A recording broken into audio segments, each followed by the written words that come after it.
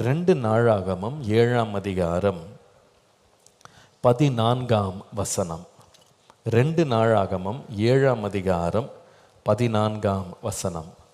என் நாமம் தரிக்கப்பட்ட என் ஜனங்கள் தங்களை தாழ்த்தி ஜெபம் பண்ணி என் முகத்தை தேடி தங்கள் பொல்லாத வழிகளை விட்டு திரும்பினால், அப்பொழுது பரலோகத்தில் இருக்கிற நான் கேட்டு அவர்கள் பாவத்தை மன்னித்து அவர்கள் தேசத்துக்கு க்ஷேமத்தை கொடுப்பேன்.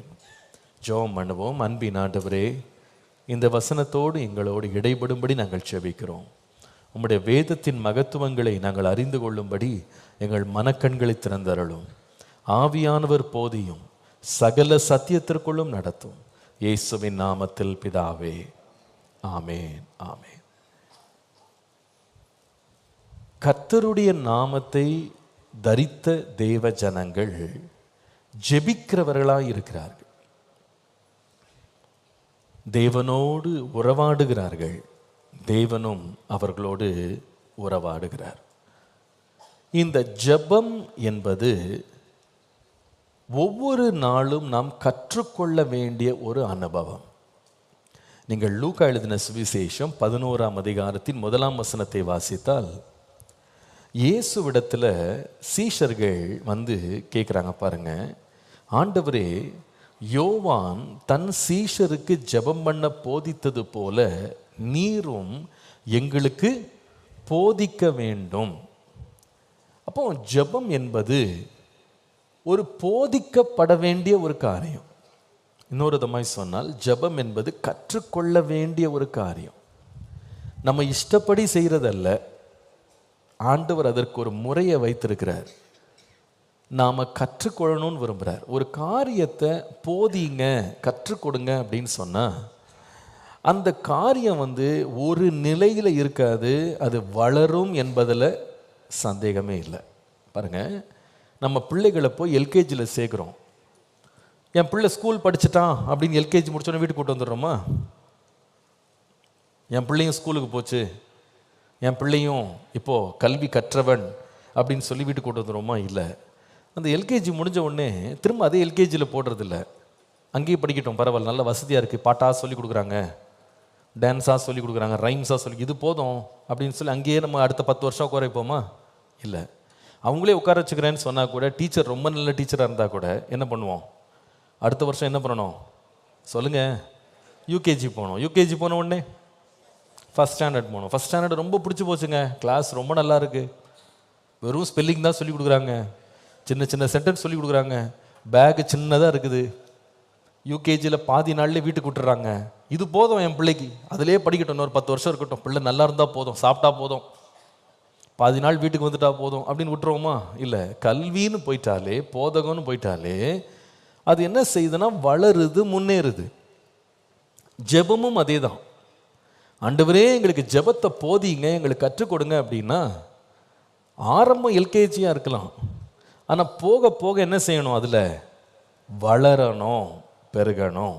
1 கொரிந்தியர் 13:11 பார்க்கும் பொழுது அப்போஸ்தலனாகிய பவுல் சொல்லுகிறார், நான் குழந்தையாக இருந்த பொழுது குழந்தையை போல பேசினேன், குழந்தையை போல சிந்தித்தேன், குழந்தையை போல யோசித்தேன். இதுதான் தப்பு இருக்கா? இதில் குழந்தையை போல பேசுறது, குழந்தையை போல சிந்திக்கிறது, குழந்தையை போல யோசிக்கிறது, இதில் ஏதாவது தப்பு இருக்கா? இல்லை. இதில் எந்த தப்பும் கிடையாது. குழந்தையாக இருக்கும்போது இப்படி தான் இருக்கணும். ஒரு குழந்தையாக இருக்கும்போது அதுக்கிட்ட பெரிய எதிர்பார்ப்புகள் நமக்கு இருக்காது. அது பேசுகிறதெல்லாம் நமக்கு பொன்மொழியாக இருக்கும், பேசுகிறதெல்லாம் கவிதையாக இருக்கும்ல. ஆனால் அந்த குழந்தை அதே போல் ஒரு 20 வருஷம் பேசிக்கிட்டே இருந்துச்சு வச்சுக்கிடுங்களேன். சில குழந்தைகள் பாருங்கள், தெரியாமலே அப்பாவை வாடா அப்படின்னு சொல்லும். என் பிள்ளை என்ன வாடான்னு சொல்லிட்டான்னு சொல்லி எடுத்து கொஞ்சுவாங்க. 20 வயசு பிள்ளை அப்பாவை பார்த்து வாடான்னு கூப்பிட்டா, ஐயோ என் பிள்ளை என்ன மாதிரி என்ன கூப்பிட்டான் அப்படின்னு கொஞ்சுவாங்களா? வாடான்னு சொன்ன வாய் மேலேயே பலார்னு ஒன்று விழும். யாரை பார்த்து வாடான்னு சொன்னேன். அப்போ சின்ன பிள்ளையா இருக்காது, சின்ன மழலையாக பேசும்போது அதுக்கு ஒன்றும் தெரியாது. அது 2 வார்த்தை பேசிட்டா கூட என்ன சொல்கிறோம்? அதை பார்த்து சந்தோஷப்படுறோம். அது குழந்தையை போல பேசும், குழந்தையை போல யோசிக்கும், குழந்தையை போல சிந்திக்கும். ஆனால் பிரச்சனை என்னன்னு கேட்டால், இந்த குழந்தை அப்படியே இருக்காது, வளரும். அது இப்போ அவர் சொல்லுகிறாரு, நான் இவ்வளோதான் பேசினேன், சிந்திச்சேன், யோசித்தேன், குழந்தையை போல பேசினேன். ஆனால் இப்பொழுது என்ன செய்துட்டேன்னா, நான் புருஷனான போது குழந்தைக்கேற்றவைகளை என்ன பண்ணிட்டேன், ஒழித்து விட்டேன். அந்த குழந்தைக்குரிய பேச்சு, பழக்க வழக்கங்கள், அந்த குழந்தையினுடைய சிந்தனைகள், அதனுடைய திறன்கள்லாம் மாறி போயிடுச்சுப்போம். ஏன்னா நான் வளர்ந்துட்டேன். இதை தான் எபிரேயரில் வாசிக்கும் போது எபிரேயர் 5:12 காலத்தை பார்த்தால் போதகராக வேண்டிய நீங்கள் தேவ வாக்கியங்கள் மூல உபதேசங்களை மறுபடியும் நான் உங்களுக்கு உபதேசிக்க வேண்டியதா இருக்கிறது. நீங்க பலமான ஆகாரத்தை அல்ல, பாலை உண்ணத்தக்கவர்கள் ஆனீர்கள்னு சொல்லி எழுதுறாரு. வயசு அதிகமாயிருச்சு, ஆனா எந்த முன்னேற்றமும் இல்லையேப்பா. சாப்பாடு இன்னும் பாலையே குடிச்சிட்டு இருக்கிறீங்க, அது எப்படி உங்களை பலம் உள்ளவர்களாக மாற்றும்? நீங்க முதிரணும், வளரணும் அப்படின்றாரு. அவர் சொல்லிட்டு 14ஆம் வசனத்துல அந்த புருஷனுடைய தன்மை அவர் சொல்லுகிறார் பாருங்க. அவர் சொல்லுகிறாரு, பலமான ஆகாரமானது நன்மை தீமை இன்னதென்று பயிற்சியினால் பகுத்தறியத்தக்கதாக முயற்சி செய்யும் ஞானோந்திரியங்களை உடையவர்களாகிய பூரண வயது உள்ளவர்களுக்கே தகும். இது ரொம்ப இலக்கணமாக எழுதியிருக்கு. இப்போ நான் அதில் கொஞ்சம் உடச்சி உங்களுக்கு கொடுக்குறேன், கொஞ்சம் பீஸ் போட்டு தரேன், நீங்கள்லாம் விளங்கி கொள்கிறபடி. அப்போ இங்கே என்ன சொல்லுகிறார் அப்படின்னா, உங்கள் வயசை பார்த்தா, காலத்தை பார்த்தா நீங்கள் டீச்சர்ஸாக மாறி இருக்கணும், நீங்கள் மற்றவர்களுக்கு போதிக்கிறவர்களாக மாறணும். ஆனால் நீங்கள் என்ன பண்ணால் பால் குடிக்கிற குழந்தைகளை போலவே இருக்கிறீங்க. இப்போ அவர் சொல்லிட்டு அவர் என்ன சொல்கிறாருன்னா, நீங்கள் பலமான ஆகாரத்தை சாப்பிடணும், சாலிட் ஃபுட். பாலை விட்டுட்டு சோறு சாப்பிடணும், கறி சாப்பிடணும் அப்படின்றாரு. இப்போ அந்த கறி சாப்பிடணும்னா அர்த்தம் என்ன? அவர் சொல்ல விரும்புகிற கருத்து என்னன்னு கேட்டால், அவர் சொல்கிறாரு, நீங்கள் என்ன செய்யணும்னு சொன்னால், இன்னும் திரும்ப திரும்ப பழைய காரியங்களையே, அடிப்படை காரியங்களையே பேசிக்கிட்டு யோசிச்சுட்டு இல்லாமல், நீங்கள் எதில் முதிரணும்னு கேட்டால் 14ஆம் வசனத்தில் நன்மை தீமை இன்னது என்று நீங்கள் பகுத்தறியணும். You must be able to distinguish what is right and wrong, good and bad. இதை நீங்கள் டிஸ்டிங்விஷ் பண்ணணும், பகுத்து அறியணும், பிரித்து பார்க்க தெரியணும் உங்களுக்கு.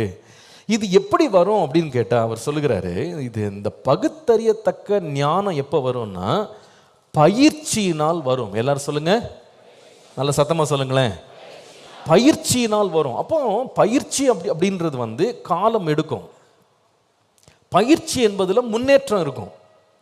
இப்போ நான் ஏன் இதெல்லாம் உங்கள்கிட்ட பேசுகிறேன்னு சொன்னால், ஜெபம் என்று வரும்போது இயேசுவிடத்தில் தாங்க நினச்சதெல்லாம் பேசலாம், நினச்சதெல்லாம் கேட்கலாம் அப்படின்னு அவங்க நினைக்கல. சீஷர்கள் உணர்ந்துட்டாங்க, இதுக்கு ஒரு பயிற்சி தேவை, இதில் நம்ம கற்றுக்கொள்ளணும், இதில் நம்ம வளரணும். அதனால் அவங்க கேட்குறாங்க, ஆண்டவரே எங்களுக்கு ஜெபம் பண்ண என்ன பண்ணுங்க, கற்றுக் கொடுங்க, எங்களுக்கும் ஒரு பயிற்சி கொடுங்க.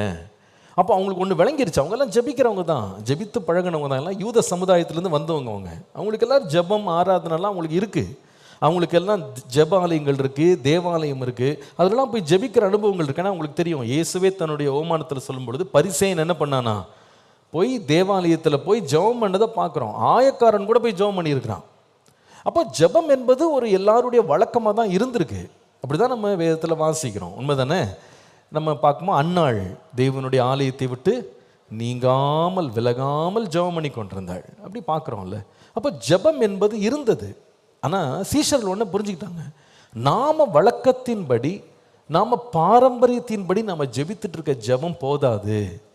இயேசு ஜெபம் பண்ணுறதை அவங்க பார்த்தாங்க. அப்படிதான் அந்த வசனம் சொல்லுது. இயேசு ஜெபம் பண்ணி முடித்த உடனே, வேணா வாசித்து பாருங்க திரும்ப, லூக்கா 11:1 பாருங்க. அவர் ஒரு இடத்தில் ஜெபம் பண்ணி முடித்த பின்பு, லூக்கா 11:1, அவர் ஒரு இடத்தில் ஜெபம் பண்ணி முடித்த பின்பு அவருடைய சீஷரில் ஒருவன் இயேசுவை நோக்கி, ஆண்டவரே நீரும் எங்களுக்கு ஜெபம் பண்ண போதிக்க வேண்டும். அப்போ அவங்க பார்க்குறாங்க, நாமளும் பரிசேயர்களும் பிரதான ஆசாரியர் இவங்கெல்லாம் ஜெபம் பண்ணுறதை நம்ம பார்த்துருக்குறோம், கேட்டிருக்கிறோம், பாரம்பரியமாக ஜெபிக்கிற பழக்கங்கள் நமக்கு இருக்குது. ஆனால் இயேசு ஜெபம் பண்ணுறது கொஞ்சம் எப்படி இருக்குது, ரொம்ப வித்தியாசமாக இருக்குது.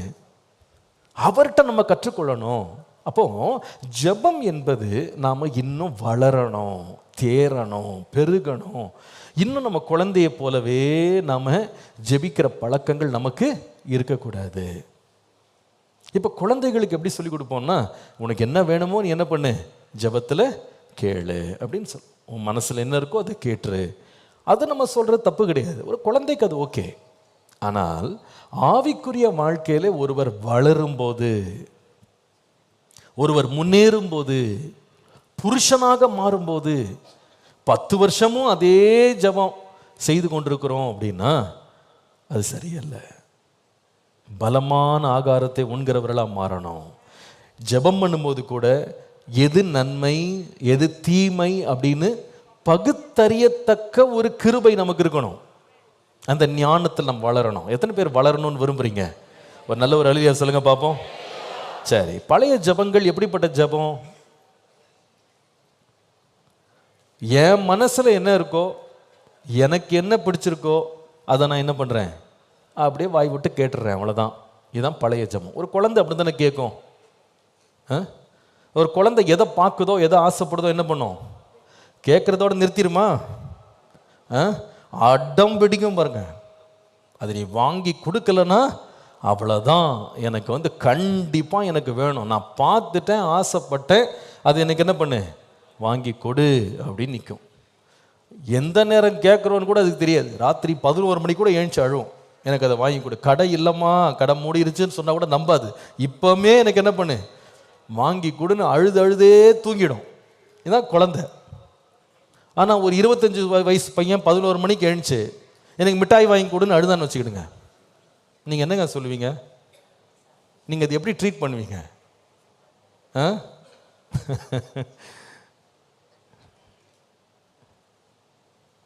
ஒரு 40 வயசு ஆள் கடையில் போயிட்டு பார்க்குற விளையாட்டு சாமான்லாம் எனக்கு வாங்கி கொடுன்னு அழுதாருன்னா நீங்கள் என்ன சொல்லுவீங்க?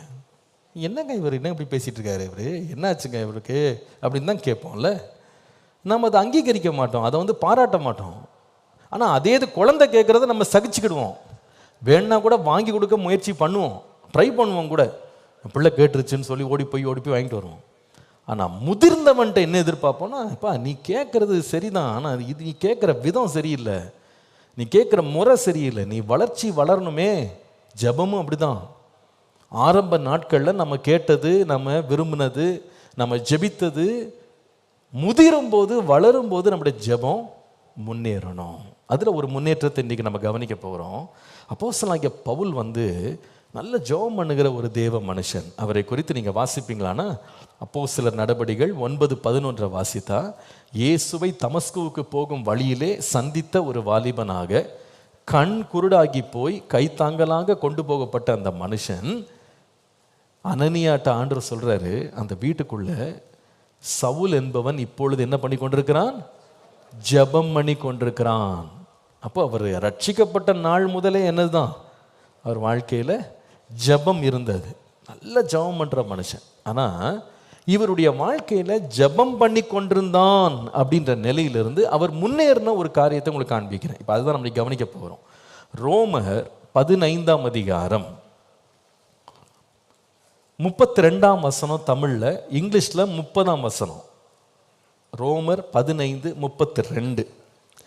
நீங்கள் தேவனை நோக்கி செய்யும் ஜெபங்களில் நான் போராடுவது போல நீங்களும் என்னோடு கூட போராட வேண்டும் என்று நம்முடைய கர்த்தராகிய இயேசு கிறிஸ்துவின் நிமித்தமும் ஆவியானவருடைய அன்பின் நிமித்தமும் உங்களை வேண்டிக் கொள்ளுகிறேன், உங்களை ரிக்வெஸ்ட் பண்ணுறேன்.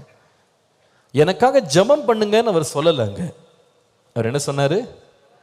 ஜெபத்தில் நான் போராடுகிறது போல நீங்களும் என்ன செய்யுங்க, என்னோடு கூட போராடுங்க அப்படின்றார்.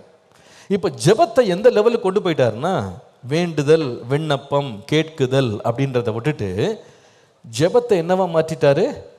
போராட்டமாக மாற்றார். எல்லாரும் சொல்லுங்க, என்னவா மாற்றிட்டாரு? நல்லா சத்தமாக சொல்லுங்களேன். போராட்டம். இப்படி சத்தமாக சொன்னீங்கன்னா தூக்கத்தோடு இருக்கிற போராட்டமும் ஓடி போயிடும். புரியுதுங்களா? சரி, அப்போ ஜெபத்தில் என்ன செய்கிறேன்? போராடுகிறேன். நல்லா சத்தமாக சொல்லுங்க, என்ன செய்கிறேன்? போராடுகிறேன். ஜெபத்தில் போராடுறேன். நான் எப்படி போராடுறேனோ அதே போல நீங்களும் என்ன செய்யுங்க, என்னோடு கூட போராடுங்க, என் கூட சேர்ந்து போராடுங்கன்றார். இங்க பாருங்க, அவர் சொல்லுகிற காரியம் ரொம்ப முக்கியமானது. அது வித்தியாசத்தை காட்டுறேன். ஜெபிக்க போராடுங்கள்னு சொல்லல, ஜெபத்திலே போராடுங்கள். ஜெபிக்க போராடுறதுனா என்னன்னா, ஜெபமே பண்ண முடியல பாஸ்டர், ஒரே போராட்டமாக இருக்கு, தூக்கமாக வந்துடுது பாஸ்டர், அதுதான் ஜெபிக்க போராடுறது. சில பேர் ஜெபிக்கவே போராடிக்கிட்டு இருக்காங்க. அதை பற்றி நான் சொல்லலை. ஜெபிக்க போராடுறது இல்லை, ஜெபத்திலே. அப்போ ஜெபமே என்னவா மாறுதுன்னா ஒரு போராட்டமாக மாறுது. ஜெப வாழ்க்கை ஏதோ நம்ம தெரிந்த வார்த்தைகளை சொல்லி நாம் வசனிப்புகளை எடுத்துகிட்டு நம்ம பாட்டுக்கு நம்ம காரியங்களை சொல்கிறத விட்டுட்டு ஒரு போராட்ட களமாக இறங்கி யுத்தம் பண்ணுற மாதிரி ஒரு இடமாக ஜெபம் என்ன பண்ணணுமா, மாற வேண்டும். இது எப்படிப்பட்ட ஜெபம்னு கேட்டால் ஒரு பாரம்பரிய ஜெபம் அல்ல, இது ஒரு பழக்கப்பட்ட ஒரு ஜெபம் அல்ல, இது பார்வைக்காக மனிதருடைய பாராட்டுக்காக செய்யப்படுகிற ஒரு ஜெபம் அல்ல. இது எப்படிப்பட்ட ஜெபம்னா போராடி ஜெபிக்கிறது. அல்லேலூயா, கர்த்தருடைய நாமத்திற்கு மகிமை. ஒரு காரியத்துக்காக போராடணும் அப்படின்னா அர்த்தம் என்ன? இப்போ பாருங்க, ஓட்ட பந்தயத்தில் என்ன செய்யறாங்க, பந்தயத்துக்காக என்ன செய்வாங்க, போராடுவாங்க. நடந்து போறவங்க எல்லாம் பந்தயத்துக்காக ஓடுறாங்களா? இல்லை. அப்போ ஒரு காரியத்தை அடையணும் அப்படின்னு நினைக்கும் போது தான் அவங்க என்ன செய்வாங்க, போராடுவாங்க. இயல்பாக ஜெபிக்கிற ஜெபம் வேற, போராடி ஜெபிக்கிற ஜெபம் வேற. ஒரு காரியத்துக்காக போராடுகிறோம் அப்படின்னா 3 வார்த்தைகள் ரொம்ப முக்கியமானது, 3 கருத்துகள் ரொம்ப முக்கியமானது. இந்த மூன்று நோக்கங்களுக்காக தான் ஒருத்தங்க போராடுவாங்க. நம்பர் 1 எழுதி கொள்ளுங்க. If you want to succeed in something you strive. ஒரு காரியத்தில் வெற்றி பெற வேண்டும் என்று நாம் என்றைக்கு நம்ம நினைக்கிறோமோ அதில் தான் நம்ம போராடுவோம். when you want to succeed, ஒரு காரியத்தில் வெற்றி பெற வேண்டும் என்ற எண்ணம் இருந்தால்தான் போராட்டம் எழும்பும். வெற்றியும் கிடையாது தோல்வியும் கிடையாதுன்னா போராட்டம் எழும்பாது. எனக்கு போட்டி இருக்கு, நான் தோற்று போகக்கூடாது, வெற்றி பெறணும் அப்படின்னா தான் போராடுவோம். 2வது, you will always strive for something that is special. அசாதாரணமான ஒரு காரியம் கிடைக்க போகிறது என்றால்தான் நாம் போராடுவோம். அசாதாரணமான காரியம் அல்லது விசேஷமான ஒரு காரியம், சம்திங் ஸ்பெஷல், ஒரு விசேஷமான காரியம் இருக்குன்னா தான் போராடுவோம், அல்லது போராட மாட்டோம். இயல்பாக அது கிடைச்சணும் அப்படின்னா நம்ம போராட மாட்டோம். அசாதாரணமான காரியங்களுக்காய் போராடுவோம். Number 3, we will always strive for something superior. எல்லாவற்றை பார்க்கிலும் மேலான ஒன்று இருக்கு அப்படின்னா நம்ம நிச்சயமா அதுக்கு என்ன பண்ணுவோம், போராடுவோம். இதனுடைய முடிவில் ஒரு விசேஷம் கிடைக்க போகுது, எல்லாவற்றை பார்க்கல உயர்ந்த இடத்துக்கு நான் போக போறேன் அப்படின்னு நம்ம கண்டுபிடிச்சிட்டோம்னா நிச்சயமா என்ன பண்ணுவோம், போராடும். இது எப்படி சொல்லலாம்னா, ஸ்கூல்களில் பல வகைகள் இருக்கு, பள்ளிக்கூடங்களில் பல வகைகள் இருக்கு, கல்லூரிகளில் பல கல்லூரிகள் இருக்கு, ஆயிரக்கணக்கான பள்ளிகள் கல்லூரிகள் நமக்கு தெரிந்தது இருக்கு. ஆனால் சில பெற்றோர் பார்த்தீங்கன்னா ஒரு குறிப்பிட்ட கல்லூரியில் போய் தான் பிள்ளையை சேர்க்கணும்னு என்ன செய்யறாங்க, சொல்லுங்க அந்த வார்த்தையை சொல்லுங்க, என்ன செய்யறாங்க, போராடுறாங்க. எதுக்கு? ஏன் பக்கத்தில் இருக்கிறதும் கல்லூரி தான், பக்கத்தில் இருக்கிறதும் பள்ளி தான், ஏன் அதுக்கெல்லாம் போராட மாட்டேங்கிறாங்க? எனக்கு தெரியும், சென்னையில் சில பள்ளிகள்லாம் அட்மிஷன் வாங்குறதுக்கு பெற்றோர் ராத்திரி படுக்கை எடுத்துகிட்டு போய் ரோட்டில் படுத்துக்கிறாங்க, லைனில் நிற்கிறது. ஏன்னா இத்தனை அப்ளிகேஷன் ஃபார்ம் தான் கொடுப்போம், நாங்கள் எடுத்து சொல்லலைங்க, உண்மை. லைனில் நிற்கிறாங்க போய். ஏன்னா இந்த பள்ளிக்கூடத்தில் என் பிள்ளை படித்தே தீரணும்னு அதிகாலை 2 மணிக்கெல்லாம் போய் உட்காந்து லைனில் நின்றுக்கிட்டு படுத்து தூங்கிட்டு இருக்காங்க, லைனில் போய் நிற்கிறதுக்கு. நான் அப்போ தான் இத்தனை டோக்கன் கொடுப்பாங்க, என் பிள்ளைய போய் சேர்த்துடணும். அதுக்கு போராடுறாங்க. தங்களுக்கு தெரிந்தவங்க தெரியாதவங்ககிட்ட போய் சிபாரிசு கேட்குறாங்க, என் பிள்ளைக்கு ஏதாவது ஒரு ரெக்கமெண்டேஷன் கொடுங்க என் பிள்ளை. ஏங்க அப்படி கேட்குறாங்க? ஏன்னா அவங்களுக்குள்ள மனதில் என்ன மனம் பட்டிருக்குன்னு கேட்டால், இந்த பள்ளி ரொம்ப விசேஷமான பள்ளி, இந்த கல்லூரி ரொம்ப உன்னதமான ஒரு சுப்பீரியர் காலேஜ், எந்த இடத்துல பட்டம் கிடைக்கும், ஆனால் இங்கே கிடைக்கிறது ரொம்ப விசேஷம், ரொம்ப உன்னதமானது, இது விட்டுறவே கூடாது, இதில் நமக்கு ஏதோ ஒரு வெற்றி கிடைக்குது, இந்த கல்லூரியில் இடம் கிடைச்சிட்டாலே வெற்றி தான், பாதி வெற்றியை நான் அடைஞ்சிட்டேன். சில கல்லூரிகளுடைய பேருக்கே வேலை கிடைக்கும், உண்மை அது. ஹார்வர்ட் அப்படின்ற ஒரு பேர் உங்கள் ரெஸ்யூமேல இருந்துட்டா நீங்கள் ஒரு கோல்டன் பேபி தான். நீங்கள் வேலை செய்ய போகிற இடம் சாதாரண இடமா இருக்கவே இருக்காது. நிச்சயமா உலகத்தினுடைய தலை சிறந்த இடங்கள்ல தான் நீங்க வேலை செய்வீங்க அப்படின்றது உண்மை. என்ன மாதிரி நீங்க லோயலா காலேஜில் படிச்சிருந்தீங்கன்னா அதுக்கு ஒரு மேன்மை இருக்கு. அப்படியாவது நம்ம மேன்மையை கூட்டிக்கலாம்னு நினைக்கிறேன். என்ன சொல்றாங்க, உண்மையாக சொல்றாங்க, அதுக்கு ஒரு பெரிய மேன்மை இருக்குன்னு சொல்றாங்க. எங்க காலேஜில் சொல்லுவாங்க, just for the name Loyola college will give you a good job அப்படின்னு. ஏன்னா அதில் ஒரு டிசிப்ளின் இருக்கும், அதில் ஒரு கல்வி தரம் அதிகமாக இருக்கும். நான் படித்த காலத்தில் லோயலா காலேஜுக்குள்ளேயே ஒரு பேங்க் இருந்தது, இந்தியன் ஓவர்சீஸ் பேங்க் இருந்தது.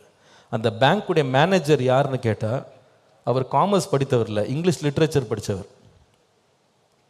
அவருக்கு அங்கே வேலை கொடுத்துருந்தாங்க. ஏன்னா அவங்க சொல்கிறாங்க அந்த சர்டிஃபிகேட்டுக்கு அவ்வளோ தரம் என்று சொல்கிறாங்க, அவ்வளோ விலை உயர்ந்ததாக இருக்கிறது. அப்போ இந்த மாதிரி ஒவ்வொரு பள்ளிக்கூடம் இருக்குது பாருங்கள், ஒவ்வொரு கல்லூரி, அதுக்கு என்ன செய்கிறாங்கன்னா அதை வாங்குறதுக்கு என்ன பண்ணுறாங்க சொல்லுங்கள், போராடுறாங்க. இப்போ இந்த காலம் போராடுற காலம் தானே நிறைய பேருக்கு. என் பிள்ளை எங்கே போய் சேர்க்கறது, இந்த கல்லூரியில் இடம் கிடச்சிடணும் அப்படின்னு போராடுறோம். அப்போ இங்கே ஜெபத்தில் போராடணும் அப்படின்னா சாதாரண காரியங்களுக்காக அல்ல, மேன்மையானவைகளுக்காக, உன்னதமானவைகளுக்காக, வெற்றிக்காக நான் என்ன செய்கிறேன்னா, நான் எப்படி ஜெபத்தில் போராடுகிறேனோ நீங்களும் என்ன பண்ணுங்க, எனக்காக என்ன பண்ணுங்க, போராடுங்க. அல்லேலூயா. அப்போ நீங்கள் ஒரு வார்த்தை எல்லாம் சொல்லணும். சொல்லுங்கள், ஆண்டவரே போராடி ஜெபிக்கிற ஜெப வரத்தை எனக்கு தாரும். நல்ல 2 கையை உயர்த்தி சொல்லுங்க பார்ப்போம். ஆண்டவரே போராடி ஜெபிக்கிற ஜெப வரத்தை எனக்கு தாரும். பவுல் சொல்றாரு, இதை நான் போராடுறேன் ஜெபத்தில், நீங்களும் என்னோடு போராடுங்கள். நான் இன்னைக்கு பவுலுடைய ஒரு ஜெபத்தை உங்களை காண்பிக்கிறேன். ரொம்ப ஆச்சரியமா இருக்கும் அது.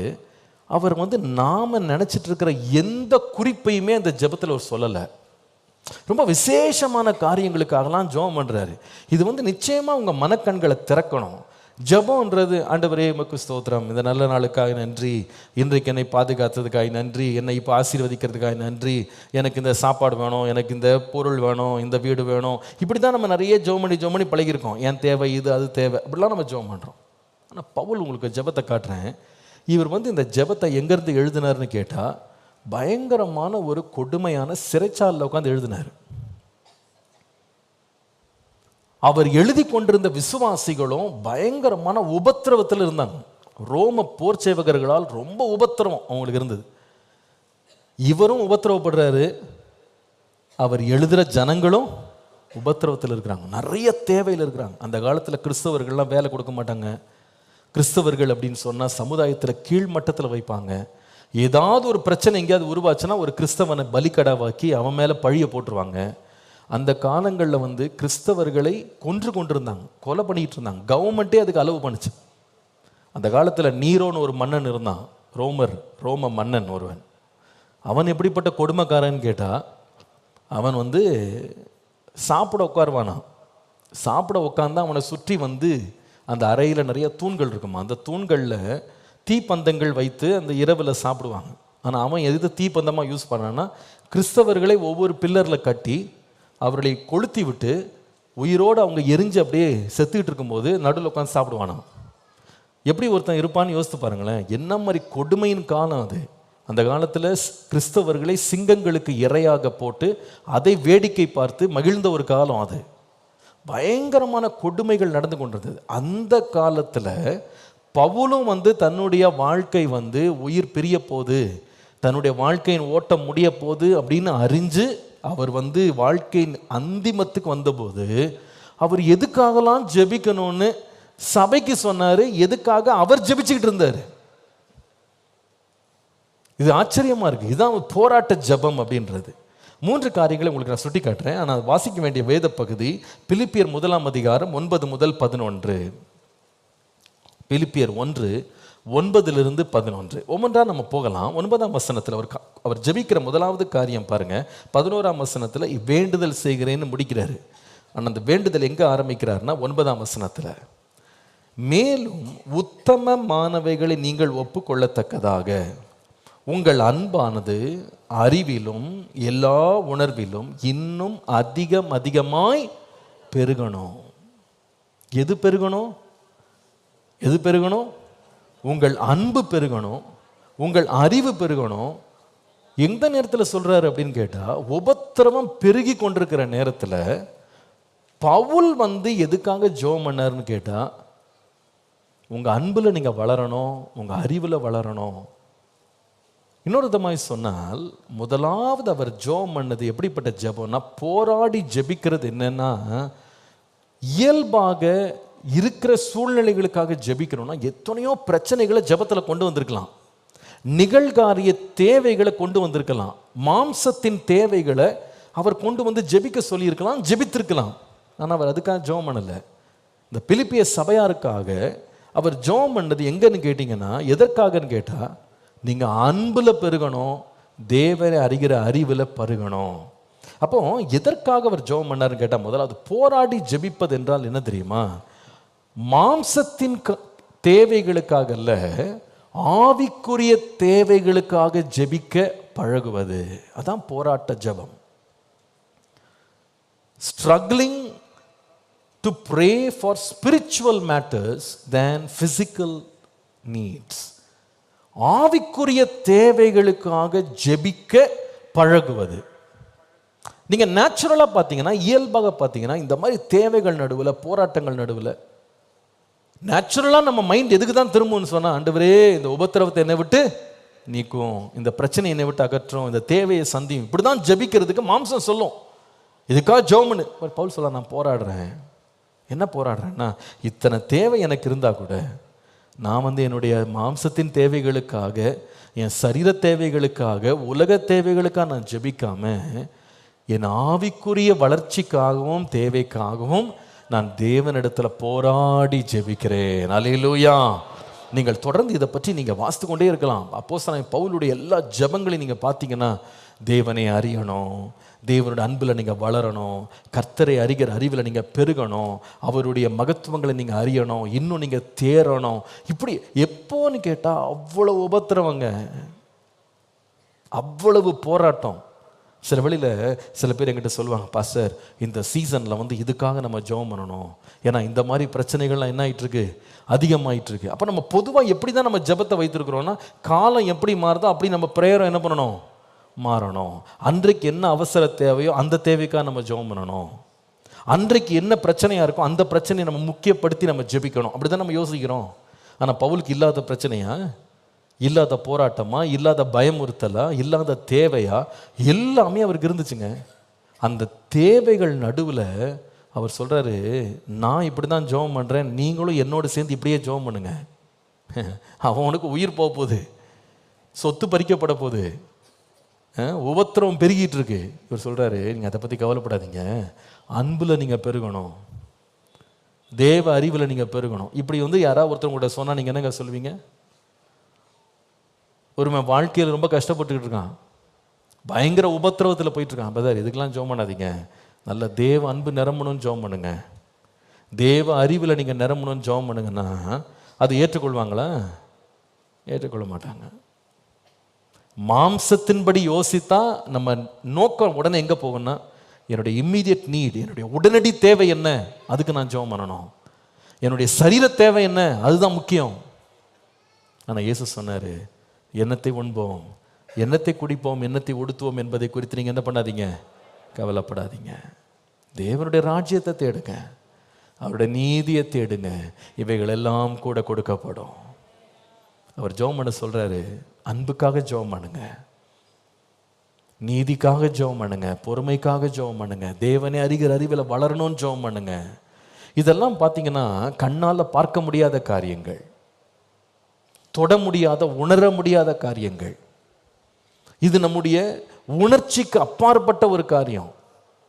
அன்பை தொட முடியுமா? அன்பை பார்க்க முடியுமா? அன்பை கேட்க முடியுமா? ஆனால் தேவனுடைய எல்லா ஆசீர்வாதங்களும் பார்த்தீங்கன்னா, அவருடைய உன்னத ஆசீர்வாதங்கள் எல்லாமே காணப்படாதவைகள் தான். இதை தான் 2 கொரிந்தியர் 4:18 வாசிக்கிறோம். காணப்படுகிறவைகள் அநித்தியமானவைகள், காணப்படாதவைகளோ நித்தியமானவைகள். காணப்படாதவைகள் தான் நித்தியமானவைகள். இந்த காணப்படாத தேவனின் மகத்துவம், மகிமை, இதை நீங்க தேடுங்க. நான் நினைக்கிறேன் இந்த உணர்வு தான் யாருக்கு இருந்ததுன்னு கேட்டால் சாலமோனுக்கு இருந்தது.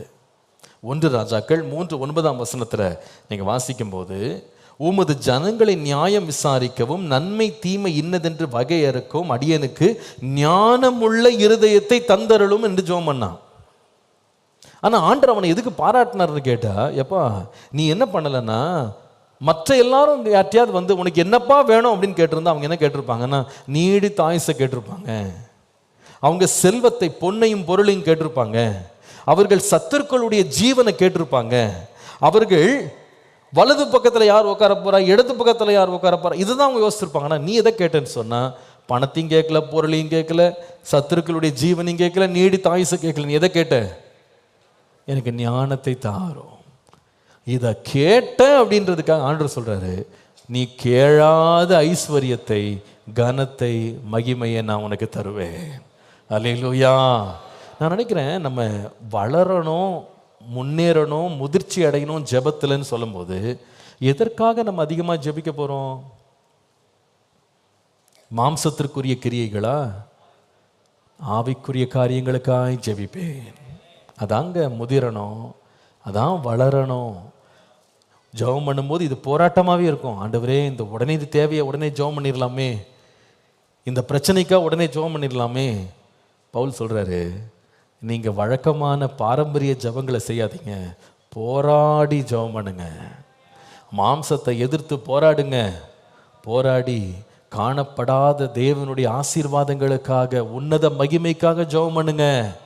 அந்த உன்னத ஆசீர்வாதங்களுக்காக ஜெபம் பண்ணுங்க. இந்த அழிந்து போகிற பொண்ணுக்காக, பொருளுக்காக நீங்க ஜெபிச்சிடாதீங்க. எதுக்கு ஜெபம் பண்ணுங்கன்னா, தேவனுடைய ராஜ்யத்துக்கு அடுத்தவைகளுக்காக நீங்க ஜெபம் பண்ணுங்க. அல்லேலூயா. அன்பை தாரும் ஆண்டவரே, எனக்கு இன்னும் பொறுமையை தாரும், எனக்கு இன்னும் சாந்தத்தை தாரும், எனக்கு நீடிய பொறுமையை தாரும், எனக்கு தயவை தாரும், நற்குணத்தை தாரும், ஆவிக்குரிய கனிகளால் என்னை நிரப்போம்.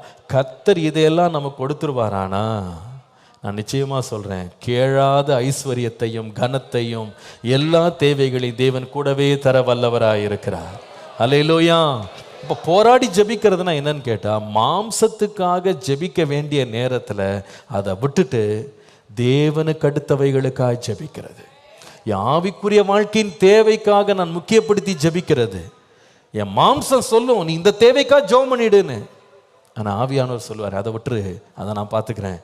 நீ ஆவிக்குரியவைகளுக்காக நீ ஜெபம் பண்ணு, உன்னதத்திற்குரிய காரியங்களுக்காக ஜெபம் பண்ணு.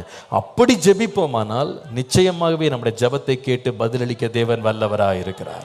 அப்போ போராடி ஜெபம் அப்படின்றது என்னன்னா, மாம்சத்தின்படி ஜெபிக்கிறது இல்லை, ஆவியானவர் நம்மை நடத்துகிறபடி ஆவிக்குரிய உன்னத காரியங்களுக்காக நம்ம ஆசைப்பட்டு ஜெபிக்கிறது. அதான் பவுலுடைய போராட்ட ஜெபம். ரெண்டாவது, அவனுடைய போராட்ட ஜெபம் எப்படிப்பட்டது பாருங்க. பிலிப்பியர் 1ஆம் அதிகாரத்துக்கு வாங்க. திரும்ப நம்ம தமிழில் 10ஆம் வசனம், ஆங்கிலத்தில் 11ஆம் வசனம் வாசித்தீங்கன்னா, தேவனுக்கு மகிமையும் துதியும் உண்டாகும்படி இயேசு கிறிஸ்துவினால் வரும் நீதியின் கனிகளால் நிறைந்தவர்களாகும்படி ஜெபம் பண்ணுங்க. ரெண்டாவது, எதற்காக ஜெபிக்கணும், போராடி ஜெபிக்கிறதுனா என்ன என்று கேட்டா, ரெண்டாவது, பால் struggled in prayer for the glory of God. கிறிஸ்துவினுடைய மகிமையை தாம் வாழ்க்கையின் மூலமாய் பெருக பண்ணும்படி அவன் ஜெபம் பண்ணான். அவன் சொல்லுகிறான் பாருங்க, தேவனுக்கு மகிமையையும் துதியும் உண்டாகும்படி இயேசு கிறிஸ்துவினால் வருகிற நீதியின் கனிகளால் நிரம்பணும். அப்போ பொதுவாகவே நம்ம ஜெபம் அப்படின்னு எடுத்துக்கிட்டாவே, நம்ம எதுக்காக ஜெபம் பண்றோம் அப்படின்னு கேட்டா, அநேக வேளையில நம்முடைய வாழ்க்கை மகிமை அடையணும், நம்முடைய வாழ்க்கை பெருகணும், நம்முடைய வாழ்க்கை உயரணும், நாம மற்றவர்களுக்கு முன்பாக மேன்மை அடையணும். இப்படிப்பட்ட காரியங்களை நாம் பொதுவாக ஜெபித்து பழகிட்டோம். எல்லாம் எனக்காக, என்னுடைய காரியங்களுக்காக, என்னுடைய தேவைகளுக்காக, என்னுடைய பெயருக்காக, என் புகழுக்காக, என் உயர்வுக்காக, என்னுடைய பிரஸ்தாபத்துக்காக, என்னுடைய வெற்றிக்காக ஜெபம். உண்மையா இல்லையா? இதில் நம்ம ஜெபங்கள் எல்லாம் பட்டியல் போட்டு வச்சிங்கன்னா நிறைய காரியம் பார்த்தீங்கன்னா, இட்ஸ் ஆல் அபவுட் மீ.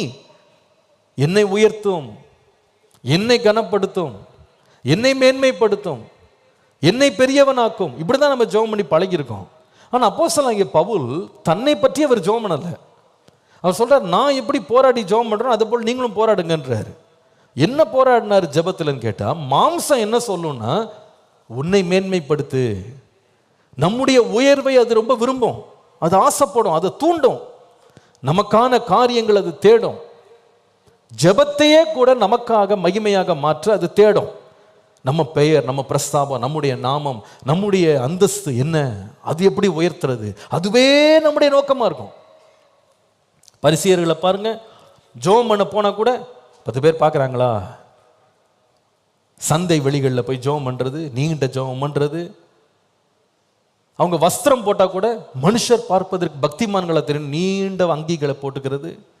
உபவாசம் எடுக்கிறாங்க, எதுக்கு உபவாசம் எடுத்தீங்க, முகத்தை வாடலாக வச்சுட்டு பக்தி உள்ளவர்களாக தங்களை காமிச்சிக்கிட்டு ஜனத்திறது மகிமையை வாங்கணும். காணிக்கை கொடுக்குறாங்க, தான தர்மம் பண்ணுறாங்க, அதையும் எதுக்கு பயன்படுத்துனாங்கன்னு கேட்டால் தாரை ஊதிக்கிட்டு எல்லாரும் தன்னை பார்க்கணும். ஆவிக்குரிய வாழ்க்கையில் கூட நிறைய பேர் தங்கள் லைஃப்பை அதிக வேளையில் நம்ம எதில் நம்ம ரொம்ப முக்கியமாக இருக்கிறோன்னா, மற்றவங்க நம்மளை எப்படி பார்க்குறாங்க, நம்ம பேர் எப்படி பெருகுது, சபையில் நம்மளை என்ன கனம் கிடைக்குது, என்ன அந்தஸ்து கிடைக்குது, என்ன உயர்வு கிடைக்குது, மற்றவங்க நம்மளை எப்படி கணிக்கிறாங்க, இதுதான் நம்முடைய நோக்கமாகவே மாறிடுது. நம்ம விரும்புகிற காரியங்கள், வேண்டுகிற காரியங்கள், நம்ம செய்கிற காரியங்கள், நம்ம முயற்சி எடுக்கிற காரியங்கள் எல்லாம் பார்த்தீங்கன்னா நம்முடைய ப்ரொஃபைலை எப்படி பெருசாக்கலாம், நம்முடைய ஃபுட் பிரிண்ட் எப்படி பெருசாக்கலாம், நம்மளை எல்லாரும் பெரிய ஆள் எப்படி பார்ப்பாங்க, நம்மளை முதிர்ச்சியானவங்க எப்படி பார்ப்பாங்க, நம்மளை ஒரு பெரிய ஆளை எப்படி காமிக்கலாம், இதுதான் நம்மளுடைய நோக்கமாக இருக்குது. பொதுவாக இது மாம்சத்துலேருந்து எழும்புறது தான் இந்த கிரியை. எல்லாரும் உன்னை பார்க்கணும், எல்லாரும் உன்னை கனம் பண்ணணும், எல்லாரும் உன்னை மகிமைப்படுத்தணும், உன் பேர் ரொம்ப பிரஸ்தாபமாகணும், பிரபலமாகணும். நான் பவுல் சொல்கிறாரு, என்னோட போராடி ஜெபம் பண்ணுங்க. ஏன்னா அந்த மாம்சம் தன்னுடைய புகழ்ச்சியை தான் விரும்பும். ஆனால் நாம் அதுக்காக ஜெபம் பண்ணக்கூடாது. இயேசு கிறிஸ்துவனுடைய நாமம் மகிமைப்படணும் என் வாழ்க்கையின் மூலமாக, அதுக்காகவே நான் ஜெபம் பண்ணுறேன். அவருடைய நாமத்திற்கு மகிமை வரணும், எனக்கு அல்ல, அவருக்கு மகிமை வரணும். நான் சிறுக வேண்டும், அவர் பெருக வேண்டும். 2 தெசலோனிக்கேயர் 1:11 பாருங்க. நம்முடைய கர்த்தராகிய இயேசு கிறிஸ்துவின் நாமம் உங்களிடத்திலும் நீங்கள் அவரிடத்திலும் மகிமைப்படும் பொருட்டாக வேண்டிக் கொள்ளுகிறோம் என்று சொல்வார். அவருடைய நாமம் மகிமைப்படணும். 1 கொரிந்தியர் 10:31 நீங்கள் புசித்தாலும் குடித்தாலும் எதை செய்தாலும் எல்லாவற்றையும் தேவனுடைய மகிமைக்கென்றே செய்யுங்க. அல்லேலூயா. 1 கொரிந்தியர் 6:20 பாருங்க. ஆகையால் தேவனுக்கு உடையவைகளாகிய நீங்கள் உங்கள் சரீரத்தினாலும் உங்கள் ஆவியினாலும் தேவனை என்ன பண்ணுங்க, மகிமைப்படுத்துங்க. எல்லாம் பார்த்தீங்கன்னா எனக்காக அல்ல, எல்லாமே தேவனுடைய மகிமைக்காக. தேவன் உண்டாக்கின எல்லாமே எதற்காக, அவருக்காக, அவருடைய மகிமைக்காக. ஆனால் மாம்சம் என்ன தேடும்னா எனக்காக. அந்த லூசிஃபருடைய ஆவி அதுதான். லூசிஃபர் பாருங்க, நான் உயருவேன், நான் ஏறுவேன். அன்றைக்கு பாபியல் கோபுரம் கட்டினவங்களுடைய நோக்கம் அதுதானே, நமக்கு பேர் உண்டாகும்படிக்கு நாம் ஒரு கோபுரத்தை கட்டுவோம். இதான் மனுஷனுடைய ஆவி. நம்ம ஆவி எப்பவுமே இப்படி தான் இருக்கும். ஏவாளை தூண்டின சோதனை என்ன சோதனை, இந்த கனியை சாப்பிட்டீங்கன்னா உங்கள் கண்கள் திறக்கப்படும், நீங்கள் தேவர்களை போல மாறிடுவீங்க. நீங்கள் இனிமேல் மனுஷனா இருக்க வேண்டாம், தேவர்களை போல மாறுவீர்கள், நீங்க ஒரு மகிமையான இடத்துக்கு போயிடுவீங்க. ஆனால் கர்த்தருடைய விருப்பம் என்னன்னா, நான் மகிமைப்படுறதில்ல, என் மூலமாய் தேவன் மகிமைப்படணும். My life must glorify God. என்னுடைய பேர் இருந்து என்ன பண்ண, என்னுடைய நாமம் உயர்ந்து நான் என்ன பண்ண போறேன். அதனால தான் யோவான் சொன்னான், நான் சிரிக்கிறேன், நீங்க பெருகுங்க ஆண்டவரே. நான் உயர்த்தப்படும் போது எல்லாரும் என் பக்கத்தில் இழுத்து கொள்ளுமேன்னு இயேசு சொன்னார். அவரை உயர்த்தணும். நம்ம வாழ்க்கையில் ஜெபம் பண்ணும்போது போராடி ஜெபிக்கிற ஜெபம் என்னன்னு கேட்டால், ஆண்டவரே இது என் மகிமைக்காக வேண்டாம், உம்முடைய நாமத்திற்கு மகிமையாக இருக்குமானா அதை மாத்திரம் நீங்கள் செய்யுங்க ஆண்டவரே. என் பேர் வருதோ, என் புகழ் முடிவில் கிடைக்குதோ அது எனக்கு அவசியம் இல்லை. நான் ஒரே ஒரு நோக்கத்துக்காக தான் ஜெபம் பண்ணுறேன். என் மாம்சம் சொல்லுது, உன்னுடைய பேருக்காக ஜெபம் பண்ணு, உன் புகழுக்காக ஜெபம் பண்ணு, நீ நினச்சது நடக்கணும்னு ஜெபம் பண்ணு. ஆனால் ஆவியானவர் சொல்லுவார், உனக்காக நீ ஜெபம் பண்ணாத, தேவனுடைய நாமம் என்னில் மகிமைப்படணும். இது முடிவு தேவனுக்கு மகிமையாக இருக்கணும். எனக்கு பேர் வராமல் போயிட்டா பரவாயில்ல, பவுல் சொல்றது போல நாங்க துடைத்து போடுற ஒரு அழுக்கு கந்தைய போல துணியை போல இருக்கிறோம். பரவாயில்ல, நாங்க இந்த உலகத்துல இழிவானவைகளாக கருதப்படுறோம். பரவாயில்ல, நாங்க மனுஷரால் நிந்திக்கப்படுறோம். பரவாயில்ல, அவமதிக்கப்படுறோம். பரவாயில்ல. ஆனா எங்க வாழ்க்கை இயேசுவுக்கு நற்கந்தமாக அவருக்கு மகிமையா வந்துட்டா போதும். அல்லேலூயா. அதேதான் மத்தேயு 5:14 பார்த்தா, இந்த உலகத்துக்கு நீங்க உப்பா இருக்கிறீங்க, இந்த பூமிக்கு உப்பா இருக்கிறீங்க, இந்த உலகத்துக்கு வெளிச்சமா இருக்கிறீங்க. 16ஆம் வசனத்துல மனுஷர் உங்கள் நற்கிரியைகளை கண்டு பரலோகத்தில் இருக்கிற தேவனை பிதாவுக்கு மகிமை உண்டாகும்படி உங்கள் வெளிச்சம் அவர்களுக்கு முன்பாக பிரகாசிக்க கடவது. என் கிரியைகளை பார்க்கும்போது கர்த்தரை மகிமைப்படுத்துகிறோம். என்ன மகிமைப்படுத்திடக்கூடாது, என்ன உயர்த்திடக்கூடாது. நான் சொல்லுவேன், ஜெபம் போராடி ஜெபிக்கிறதுனா, முதலாவது நான் சொன்னேன், சரீர தேவைகளுக்காக ஜெபிக்கிறத நிறுத்திட்டு ஆவிக்குரிய தேவைகளுக்காக நான் ஜெபிக்கணும். அந்த உணர்வு எனக்கு இருக்கணும். ஆண்டவரே, நான் இவ்வளோ பொருளையும் பணத்தையும் உங்கள்கிட்ட கேட்குறேனே, ஆனால் என் ஆவிக்குரிய வாழ்க்கை அப்படி வறட்சியாக இருக்கே, அன்பில்லாதவனாக இருக்கிறேனே, பொறுமை இல்லாதவனாக இருக்கிறானே, அதில் தானே எனக்கு உம்முடைய கரம் வேண்டும். அதற்காய் நாம் ஜெபிக்கும்போது, காணப்படாதவைகளுக்காய் ஜெபிக்கும்போது காணப்படுகிறவைகளை கர்த்தர் நமக்காய் தருவார். முதிர்ச்சியான ஜெபம். ரெண்டாவது, போராடி ஜெபிக்கிற ஜெபம்னா என்ன? என்னுடைய மகிமைக்காய் ஜெபிக்கிற ஜெபம் அல்ல, எனக்கு பேருண்டாகும்படி ஜெபிக்கிற ஜெபம் அல்ல. ஆண்டவரே, உம்முடைய நாமத்தின் மகிமைக்காக நடக்கட்டும் ஆண்டவரே, அதற்காகவே நான் ஜெபிக்கிறேன். அல்லேலூயா. மூன்றாவது, கடைசியாக அவர் போராடி ஜெபம் பண்ணதுல ஒரு ஜெபத்தினுடைய அந்த மூன்றாவது பகுதி, பிலிப்பியர் 1:9-11 வாசிக்கும் போது 11ஆம் வசனத்தில் பாருங்க, அவர் ஜெபிக்கிற மூன்றாவது குறிப்பு என்ன? நீங்கள் கிறிஸ்துவின் நாளுக்கென்று துப்புரவானவர்களும் இடரற்றவர்களுமாயும் இருக்க வேண்டுதல் செய்கிறேன். மூன்றாவது அவருடைய போராட்ட ஜெபம் என்னன்னு கேட்டா, இந்த பூமிக்குரியவைகளுக்காக அல்ல, நித்தியத்துக்காக ஜெபம் பண்றேன். He prayed for eternal things more than temporal things. இந்த பூமிக்கு அடுத்தவைகளுக்காக நான் ஜெபம் பண்ணல. நான் உங்களுக்காக எதுக்கு ஜெபம் பண்றேன்னு சொன்னா, நீங்க கிறிஸ்துவின் நாள் அல்லது இயேசு கிறிஸ்து வரும் பொழுது நீங்க துப்புரவானவர்களாக, சுத்தமா இருக்கணும், பரிசுத்தமா இருக்கணும், இடரலற்றவர்களாக இருக்கணும். இதுக்காக தான் நான் ஜெபிக்கிறேன். நம்முடைய ஜெபங்கள்ல ஒரு முக்கியமான பகுதி இருக்கு. முதிர்ச்சியான ஜெபம் என்ன ஜெபம்னு சொன்னா, ஆண்டவரே, இந்த ராஜ்யம், இந்த உலகம் என்னுடையது கிடையாது, நாங்க இந்த உலகத்திற்குரியவங்க கிடையாது. எங்களுக்காக ஒரு வீட்டை நீங்க கட்டிக்கிட்டு இருக்கீங்க. இங்கே நமக்கு நகரம் இல்லை, வரப்போகிறதையே நாடி தேடுகிறோம். இந்த உலகத்துல நாங்க அந்நியரும் பரதேசிகளுமா இருக்கிறோம். இது ஒரு அநித்தியமான கூடாரம், இது ஒரு கூடாரம், ஒரு டென்ட். ஆனால் கைவேலை இல்லாத ஒரு நித்திய வீடு நமக்கா பரலோகத்தில் இருக்கு. நான் இந்த உலகத்துல எப்படி இருக்கிறேன் அப்படின்றத பார்க்கலும், நான் தேவனுடைய ராஜ்யத்தில் போய் சேரணும் ஆண்டவரே, அதுதான் என்னுடைய நோக்கம். நம்முடைய ஜெபத்துல எத்தனை பேர் நாம ஆண்டவரே, இந்த உலகத்தின் காரியங்களுக்கா இல்லை, நான் நித்தியத்தில் போய் உம்மோடு இருக்கணும்ப்பா. இந்த லாசருன்னு ஒரு மனுஷன் இருந்தான் பாருங்க, உலகத்தில் ஃபுல்லாகவே பிச்சைக்காரன் தான். அவன் வாசல்ல தான் கிடந்தான். மேஜையிலிருந்து விழுகிற துணிக்கைகளால் தன் வயிற்றை நிரப்ப ஆசையாக இருந்து அது கூட கிடைக்காம போயிட்டான். ஆனால் பெரிய மேன்மை என்னன்னா, இந்த உலகத்தில் இவ்வளோ பரிதாப கோலத்தில் வாழ்ந்த மனுஷன் கண்களை இந்த உலகத்தில் மூடி கண்ணை திறந்தா ஆபிரகாமின் மடியில் தேற்றப்பட்டு கொண்டிருந்தான். இந்த உலகத்தில் படுற வேதனை தற்காலிகமானது. அது எத்தனை வருஷம் வாழ்ந்தான்னு தெரியல. ஆனால் மேலே தேற்றப்படுறது நித்தியமானது.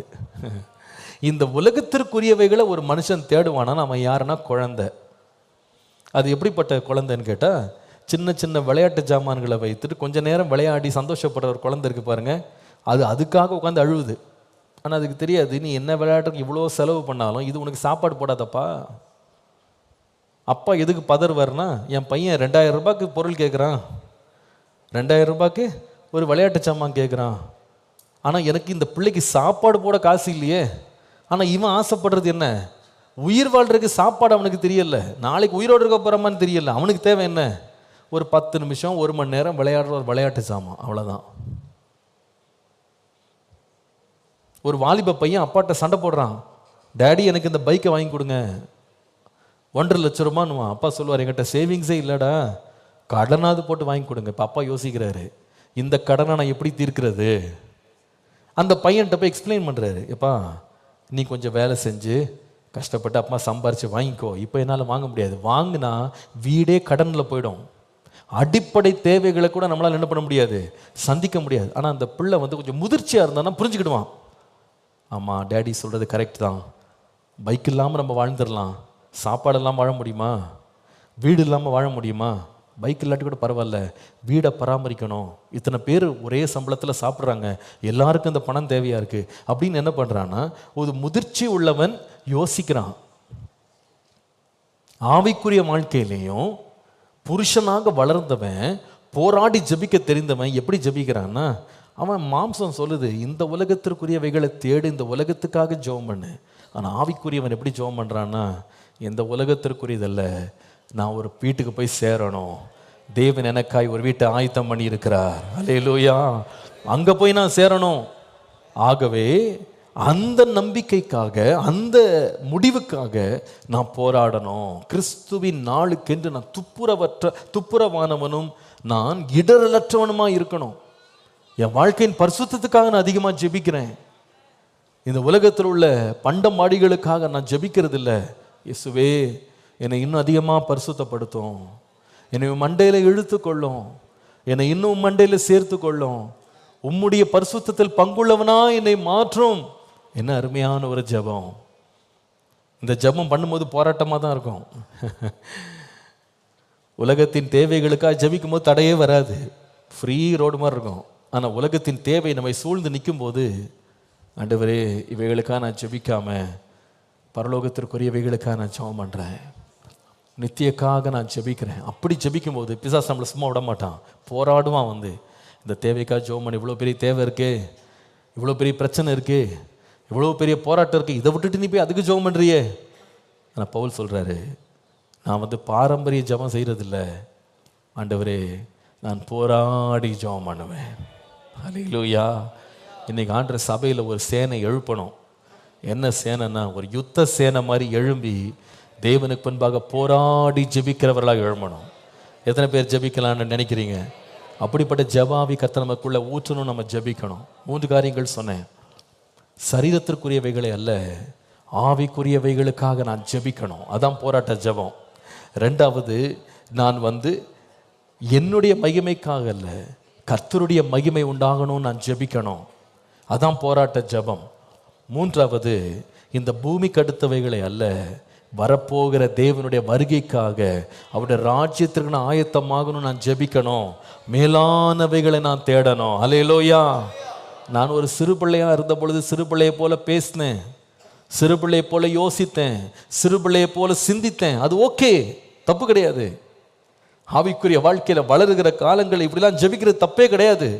நம்ம சிந்தனை, நம்முடைய கவலை, நம்முடைய நோக்கம் எல்லாம் அற்பமான அடிப்படையான காரியங்களுக்காக இருந்திருக்கலாம், பரவாயில்ல, இருந்துட்டு போட்டோம், விடுங்க, அது கடந்தது. பின்னானவைகளை தள்ளுங்க, முன்னானவைகளை நோக்குங்க. கிறிஸ்து இயேசுக்குள்ளாய் நமக்கு இருக்கிற பந்தய பொருளுக்காக, பரம அழைப்பின் பந்தய பொருளுக்காக லக்கை நோக்கி ஓடுவோம். அல்லேலூயா. இன்றைக்கு ஆண்டவர்கிட்ட சொல்லணும், ஏசப்பா என் ஜெபத்தில் ஒரு முதிர்ச்சியை தாங்க ஆண்டவரே, என் ஜெபத்தில் ஒரு முதிர்ச்சியை. பாருங்க, நிறைய பேருக்கு, பாஸ்டர் எப்படி பாஸ்டர் ரொம்ப நேரம் ஜெபம் பண்ணுறது, என்ன பாயிண்ட்லாம் சொல்லி ஜெபம் பண்ணுறது? சரி, நம்முடைய சரீர தேவைகள்லாம் வச்சு ஒரு ஜெபம் பண்ணி பாருங்க. எவ்வளோ நேரம் ஜெபிக்கலாம்னு நினைக்கிறீங்க? எவ்வளோ நேரம் ஜெபம் பண்ணலாம்? நம்முடைய சரீர தேவைகள், மாம்ச தேவைகள், உலக தேவைகள், அதுக்காக எவ்வளோ நேரம் ஜெபம் பண்ணலாம்னு நினைக்கிறீங்க? கொஞ்சம் நேரம் தான் ஓடும். எப்படி இந்த தேவைகள் அனித்தியமானதோ ஜெபமும் அனித்தியமானதாக முடிஞ்சிடும், சீக்கிரம் முடிஞ்சிடும். ஆனால் நீங்கள் ஆவிக்குரியவைகளுக்காக ஜெபிச்சு பாருங்கள், உன்னதத்துக்குரியவைகளுக்காக ஜெபிச்சு பாருங்க, தேவனுடைய ஆவியானவரை சார்ந்து இந்த மாதிரி ஒரு லெவலில் போய் ஜெபம் பண்ணி பாருங்க, அந்த ஜெபத்தை முடிக்கவே முடியாது. ஏன்னா ஆவியானவர் இன்னும் நம்மளை ஆழங்களுக்குள்ளே எடுத்துக்கொண்டு போய்கொண்டே இருப்பார். அல்லேலூயா. நமக்குள்ள நிறைய உணர்வை தருவார், நமக்குள்ள ஒரு ஆராய்ச்சி பண்ணி ஜெபிக்க ஆன்ற உணர்வு கொண்டு வருவார். மாம்சத்தில் ஜெபிக்கும் போது பார்த்தீங்கன்னா, எனக்கு இந்த தேவை இருக்கே, எனக்கு இது வேணுமே, இது கிடைக்கணுமே, இப்படியே தான் நம்ம கவலைப்பட்டுட்டு இருப்போம். ஆனால் ஆவியான சொல்லுவாங்க, இங்கே பார்ப்பா, உன்னுடைய அன்பு இழந்து, உன் பொறுமை இழந்து, உன் நற்குணங்கள் இல்லாமல் நீ வாழ்ந்துட்டு இருக்கிறியே, இதுதான் உனக்கு தேவையா? நீ ஆவியின் கனிகளுக்காக நீ ஜெபம் பண்ணு, நீங்கள் ஜெபிச்சு ஆரம்பித்து பாருங்கள், ஆவியானவர் அப்படியே நம்மளை உடச்சி நொறுக்குவார், நம்மளை இன்னும் அதிகமாக ஏவுவார் ஜெபிக்க பண்ணும்படி. அல்லேலூயா. அப்படி ஆழங்களுக்குள்ளே கொண்டு போவார். இந்த காலில் ஆண்டவரே அப்படி போராடி ஜெபிக்கிற ஒரு ஜெபத்தை எனக்கு தாங்க ஆண்டவரே. எத்தனை பேர் அப்படி ஜெபிக்கலான்னு யோசிக்கிறீங்க? பிரியமானவர்களே, நம்முடைய சபைக்கு ஒரு தரிசனத்தை கர்த்தர் கொடுத்துருக்கிறாரு. இந்த 28 நாட்கள் இதற்காக நம்ம போராடி ஜெபம் பண்ணிகிட்டே இருக்கிறோம். கர்த்தர் ஒரு ஜெபாவிய சபையில் ஊற்றணும், நம்ம ஜெபித்து கொண்டிருக்கிறோம். ஏன்னா எல்லாரும் கொஞ்சம் நேரம் கவனிங்க. நம்முடைய சபை ஜெபிக்கிறவர்கள் அப்படின்னு சொல்லும்போது கொஞ்சம் பேர் மாத்திரம் அதுக்கு கான்ட்ராக்ட் எடுத்து ஜெபிக்கிறவர்களாக இருக்கக்கூடாது. அது கடந்த காலம். ஆனால் இனிமேல் கர்த்தர் ஒரு பெரிய மாற்றத்தையும் எழுப்புதலையும் கொண்டு வரணும் சபையில். நம்முடைய தரிசனம் என்னென்னா, சிறியோர் முதல் பெரியோர் வரைக்கும் எல்லாரும் ஜெபம் பண்ணணும். அல்லேலூயா. நான் அடிக்கடி இதை சொல்லிக்கொண்டே இருக்கிறேன். தேவனுடைய ஆலயத்துக்கு ஆராதிக்க, தேவனை தொழுது கொள்ள ஞாயிற்றுக்கிழமைகளில் நம்ம வர்றோம். அதில் தப்பு இல்லை, நல்லது.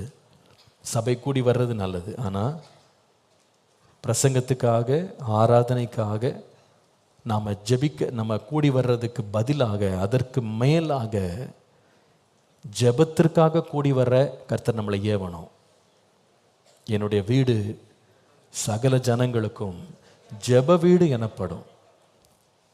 இது வீடு ஒரு ஜெப வீடு. நான் கர்த்தரை ஒரு ஞாயிற்றுக்கிழமையில் பாரம்பரியமாக நான் ஆராதிச்சுட்டு போயிடுற ஒரு மனுஷனாக இருக்கக்கூடாது, ஒரு பிள்ளையாக நான் இருக்கக்கூடாது. கர்த்தர் என்னை ஏவுதல் கொடுத்து நான் அடிக்கடி இந்த ஆலயத்தில் நான் ஜெபம் பண்ணணும். இதுக்கு ஒரு தீர்மானம் நீங்கள் எடுக்கணும். இன்றைக்கி நம்ம கேட்டது போல் போராடி ஜெபம் பண்ணணும். தேவனுக்கு முன்பாக நம்ம ஊற்றி ஜெபம் பண்ணணும். என் நாமம் தரிக்கப்பட்ட என் ஜனங்கள் தங்களை தாழ்த்தி ஜெபம் பண்ணி தங்கள் பொல்லாத வழிகளை விட்டு திரும்பி என் முகத்தை தேடினால் நான் அவர்கள் ஜெபத்தை கேட்பேன், அவர்கள் பாவங்களை மன்னிப்பேன், அவர்கள் தேசத்துக்கு க்ஷேமத்தை தருவேன். இந்த வார்த்தையை கர்த்தர் நம்முடைய சபைக்கு தொடர்ந்து பேசிக்கிட்டே இருக்கிறார். இந்த நாட்கள் ஆண்டவரே இப்படி போராடி ஜெபிக்கிற ஒரு வரத்தை எனக்கு தாங்க. தேவனுடைய ஆலயத்துக்கு கர்த்தருடைய சமூகத்தில் தரித்திருந்த ஜெபிக்க நான் தனியாக என்னை ஒப்பு கொடுக்குறேன்.